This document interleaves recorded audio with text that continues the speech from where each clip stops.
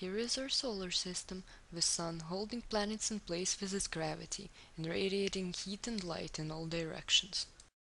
The Sun is crucial for existence of life on Earth. Not only that it keeps our planet from flying off to space, but it also provides heat and light that are crucial for our survival.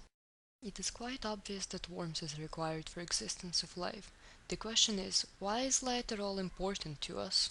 It does not seem to do much besides allowing us to see and making a pretty rainbow in the sky when it rains.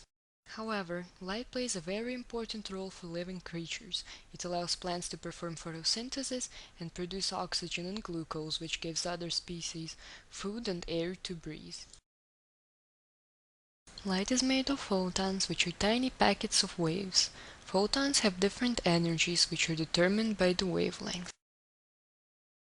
The shorter the wavelength, the higher the frequency, the more energy a photon has. For instance, purple light has more energy than red light, because purple's wavelength is shorter and the frequency is higher.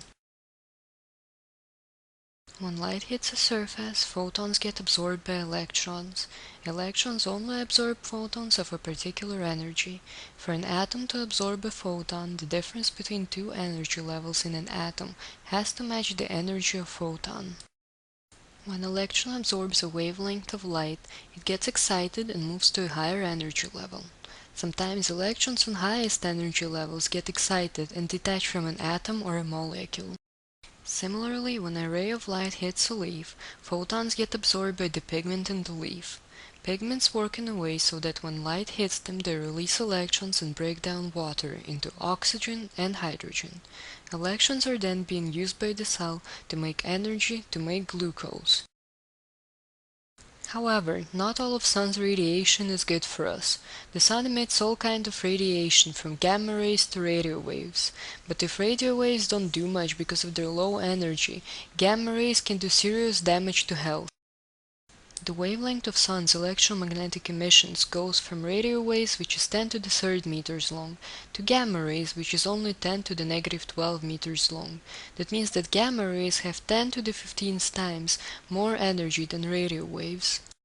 Since photons can act as both waves and particles, kinetic energy of a photon emitted from a source of gamma decay is large enough to destroy atoms in a cell and cause serious damage. What saves us is the Earth's magnetic field that does not let through gamma rays and only allows lower frequency electromagnetic waves such as UV rays and visible light to pass. So to recall, Sun's radiation is very important for existence of life on Earth. The light from the Sun is being used by plants in photosynthesis, which gives us oxygen to breathe and its warmth to keep us from freezing.